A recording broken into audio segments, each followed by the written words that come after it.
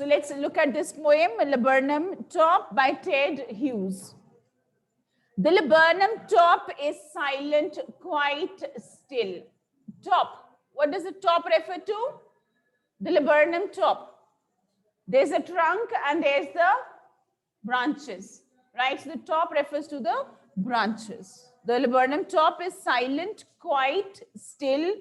In the afternoon, yellow September sunlight, a few leaves yellowing, all its seeds fallen. So what is the condition of the tree? Which month is it? September. Which season is it? It's the beginning of autumn season, right? So when you talk about European countries and other places, so it is very marked the autumn. Here we have a very short autumn season and we have a harsh winter starting, right? So here it is, what is the condition of the tree? It's silent. There's yellow, which is the predominant color, the yellow of the what? The laburnum, the yellow flowers over there. The afternoon, yellow September sunlight, a few leaves also yellowing. And of course, the flowers have been shared, the longish fruits are there, and the leaves are yellowing. That is the arrival of the autumn season, when the leaves, they gradually change their color and they shed from the tree. All its seeds fallen. So it is, the fruits have also ripened. The pods which are there on the tree, they've ripened and the seeds have also fallen from it. So it is in a very silent condition. The tree has also kind of, like lived its beauty. And it is now towards the autumn. Till the goldfinch comes and everything is quiet till then. But then the goldfinch arrives. Goldfinch, predominantly yellow colored. So yes, we all know the predominant color over here in this poem. It is what? What's the dominating color in this poem? Yellow. So the yellow of the leaves, the yellow of the sunlight, the yellow of the bird. So all these colors there. With a twitching chirrup. Twitching chirrup. So twitching of the bird, the movement it makes, the sound it makes, right? A suddenness, a startlement at a branch end. So all of a sudden from the distance, the little bird comes, it enters the branches of the tree, it makes a lot of movement and it makes noise also, the chirruping sound of the bird. What are the movements here? A suddenness, a startlement. It seems as if the tree is shaken by the arrival of the little bird, as if someone who was there resting quiet, peacefully, has been disturbed. The tree was very quiet. The little bird came and yes, coming flying and making noise, announcing its arrival and awakening the tree. A suddenness, a startlement at a branch end. So where does all that noise happen? Where does all that movement happen? Starts and enters from the end of the branch, right? So from one of the branches there. Then sleek as a lizard. Simile. Who's sleek as a lizard? Yes, the bird. Sleek as a lizard, right? So very softly, very quietly, right? But here, yes, the lizard comes very silently, very quietly. But here the bird has come and it has created a lot of movement, right? It has created a lot of movement. And alert and abrupt. What do we call when the sound is repeated? What do we call that literary device where there is a repetition of consonant sounds? What do we call that literary device where there is repetition of consonant sounds? It is alliteration here. What are the examples over here? You have suddenness, startlement, alert, abrupt. What do we call that literary device where the vowels are repeated? Where's the repetition of the vowel sounds? Repetition of the vowel sounds. You have done many examples in class 10th. Let's see if you remember. What is it called? What do we call the literary device where the vowel sound is repeated? Consonant sound is alliteration. Vowel sound, do you remember? Assonance, do you remember assonance? No, ma'am, we don't remember. We remembered it in class 10th and now we've forgotten it because now we are big and grown up in class 11th. Okay? Yes. So we don't have to remember what we did in class 10th. How nice. Right? Yes. So assonance is the repetition of the which sound? And alliteration is repetition of consonant sound. Okay, very nice. Very good. She enters the thickness. Who enters the thickness? Goldfinch. What is the device over here? She enters. Personification? Yeah. And a machine starts up. If the machine starts up, what is the machine? Is it the tree or is it the laburnum top? Sorry, this goldfinch. What is the machine then? It's the laburnum top. And who is the engine that brings it to life? The goldfinch. A machine starts up, that is a tree, comes to life, right? With the arrival of the goldfinch. And what kind of sounds do we hear? Like you start the machine, you start the engine and that whirring sound and you have those sounds here. So what is there of chitterings and a tremor of wings and trillings? Sound words. Pick out the sound words here. Chittering is sound. Tremor is trembling and shaking. What is trillings? Once again, a shriek sound. Who's making those sounds? The little birds are making them, right? The whole tree trembles and thrills. The whole tree trembles, shakes, moves with the excitement, with the energy which is there, with the activity that is happening, in contrast to what it was like before. How was it before the arrival of the goldfinch? Silent, quiet, lifeless. Just like, symbolic here, like in autumn, it seems as everything is going to become what? Lifeless. The leaves shed, the barren branches, right throughout the winter, till spring comes. And once again, everything is beautiful and alive and colorful. Now what has happened to the tree? It's full of life. It's active. It's alert because of this little bird, the goldfinch, who has come and created so much of noise. Okay. So what are the noise words here? The sound words, chitterings there, trillings there. What do we call such words which resemble the sound they make? Sound words, what do we call them? Yes? At home, students, who's going to tell me? What do we call these sound words? Chittering, trills. Yes, it's onomatopoeia.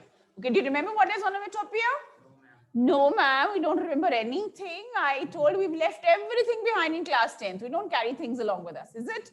Yes. So what is onomatopoeia? These are sound words. These are words which resemble the sound they make, right? You have crash, bang, crack, right? Buzz, hiss, hum. All what are these all? These are sound words. These are words that replicate the sounds that are made. Yes, Samyak, are you listening? Malik? So what are the sound words over here? What are the examples of onomatopoeia here? Can you look at your book and tell me? Chitterings, trillings, right? Chirrups, all these. Yes, whistle. Yeah. So we're just coming to that. She stokes it full. Then flirts out to a branch end, showing her barred face identity mask. She stokes it full. Who stokes it full? The goldfinch. What does she stoke full? Stoke means to feed it. You would stoke a fire. You add more coal to it, and so that keeps on burning, right? The furnace there.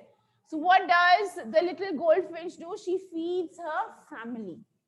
And after that, here it is, flirts out to a branch end very quietly, very quickly as she came. She just comes out and sits at the end of the branch. And that is when we notice the appearance of the bird. We see the bird arriving. We see what noise and energy the little bird has brought. But after she has fed the young ones and they've created a lot of noise and excitement has subsided, and she comes and sits at the branch end. But even then, showing her barred face, identity, mask, hiding her face behind the fruits that are hanging from the branches of the tree, also having stripes on her face. So both ways it is correct, right? Yes. So the goldfinch, the yellow color bird with stripes. So that is when she goes and she shows her identity. She goes and sits at the end of the branch. Okay. And that is when we see her identity. We see what this little bird looks like, showing her barred face, identity, mask, showing herself through the bars of the tree, the fruits which are hanging, and of course showing us the golden color and the stripes that she has. Is this clear? What is alliteration? What is alliteration? Repetition of consonant sound. What is a simile here? What's a simile? Look at your book and tell me. Sleek as a lizard. Who has been compared to a lizard? The bird has been. The bird's movement has been compared to that of the lizard. Okay. It is the engine of a family. Who is the engine of a family? What is there? Yes, the goldfinch comes and setting the whole tree alive. Yes? So if the laburnum top is the machine, who is the engine? The goldfinch. With the arrival of the goldfinch, there is so much of noise, there's so much of activity, and yes, the whole tree comes to life. But does this continue for long? No, because after some time, what does the little bird do? Comes and sits out at the end of the branch. Then what is going to happen to the tree? Then with airy, delicate whistle, chirrup, whisperings, she launches away towards the infinite. Airy sounds, mysterious sounds, scary sounds, right? So she makes these sounds here, that whistling sound, that chirruping sound, and making this whistle, making this sound. What does the little bird do? Flies away. Where does she fly to? Towards the infinite sky, right? So she flies again, once again, and of course making, what is that airy whistle sound? Can you say it's a sound of happiness, contentment, of having spent time with her family, having fed her family? Yes? So she is there happy, content as she flies away again to the infinite sky. And what happens to the tree? What do you think will happen to the laburnum tree now? Now the goldfinch is gone. And the laburnum subsides to empty. Subside. Come down once again. Yes.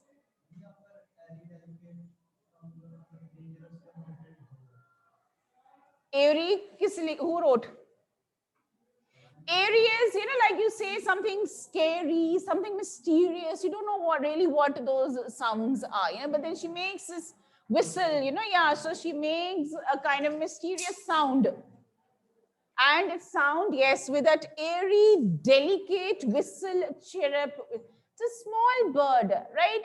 A very small sound they're making, right? And yes, flying away after that happiness that she has, after that contentment that she has, right? And where does she launch away? She launches away, flies away. Where does a little bird fly towards? The infinite sky. And what happens to the tree? Okay.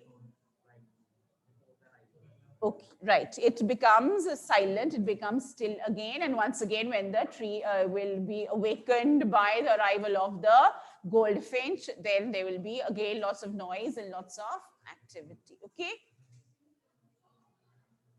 Yes.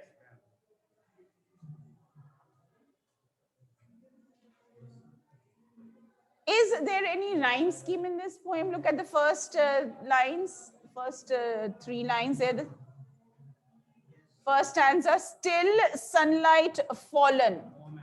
Is there any rhyme scheme here? Next one, chirrup, end, abrupt, up, trilling, thrills, family, end, mask. No? We don't want to do any work, so we're saying it's no. Whisperings, infinite. So there is no fixed rhyme scheme. So what do we call a poem that does not have any rhyme scheme? What do we call free verse or blank verse without any rhyme scheme? So how can we still call this poetry? It does not have any rhyme, it does not have melody, does not have any rhythm. How is it still a poem?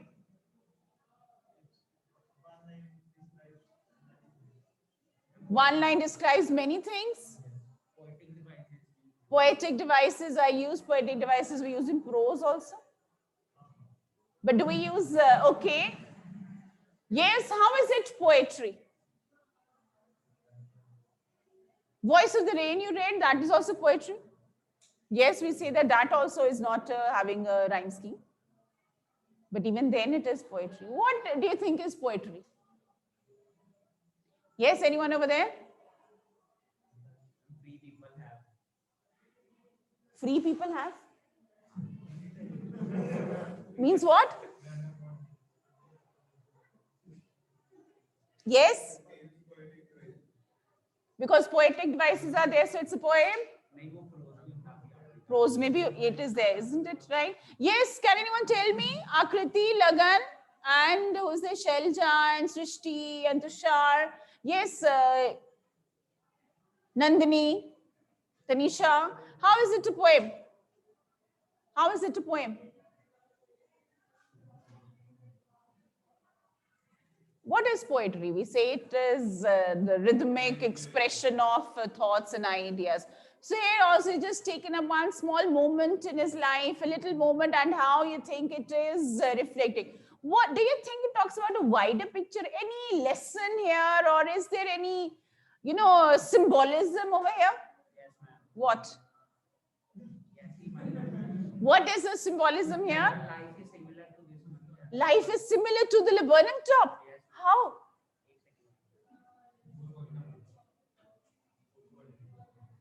ये लिखा हुआ बहुत अच्छी line लिखी है यहाँ पे but you know, it is the attitude of a person towards life that makes life meaningful and worth living.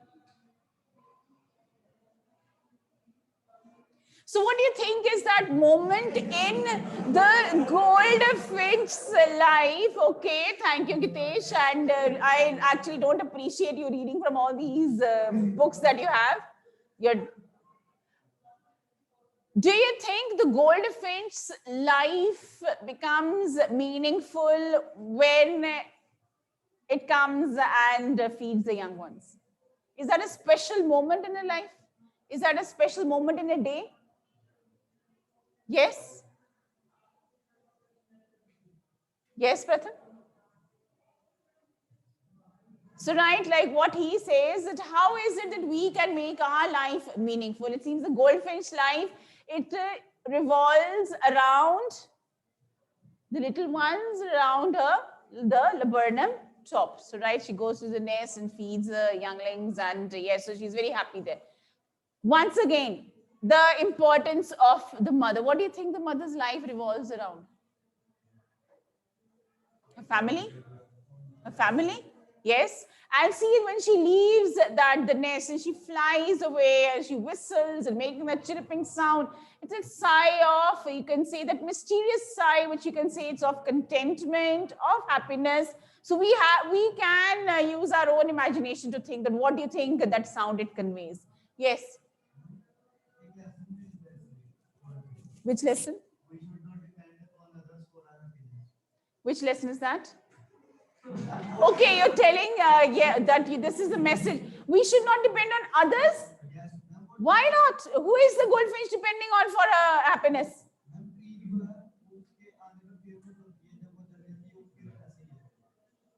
Tree खुश होती है. The tree becomes, it seems as if the tree has a lot of activity, right? And the tree is there. Can you see the tree looks forward to the goldfinch visit? The tree looks forward or the little ones look forward? Little ones look forward and interact with the tree. Yes? Interact with the tree. Indirectly the tree also. So we're personifying the tree. Are we personifying the tree here then? Is it? Yes, Prabnur, what do you say?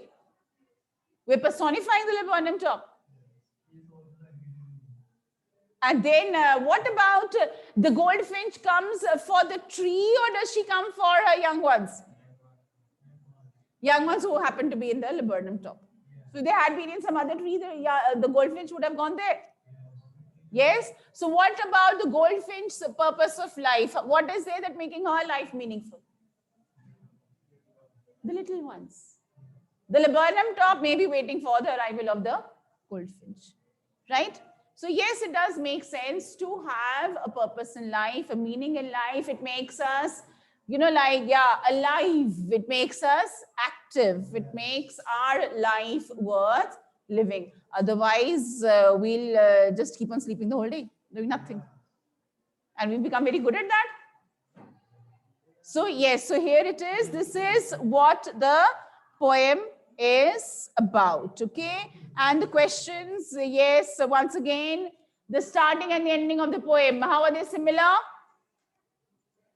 There is silence, yes, but there is silence where the laburnum tree is there silent. And yes, what is the imagery? What kind of imagery do you think has been evoked? When you talk about imagery, poets, they are able to create that. Whenever you read a story, you read a lesson, there is a picture right in front of your mind. Yes? So image of the tree coming alive, the engine starting, the machine coming alive, right? That imagery is there. And what else do we see?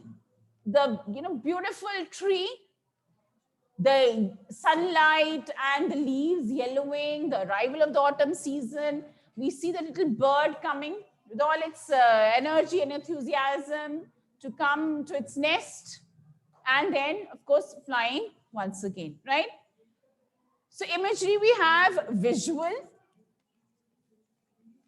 as in what you can visualize, what you can see. There is also, you can call it sound or auditory image.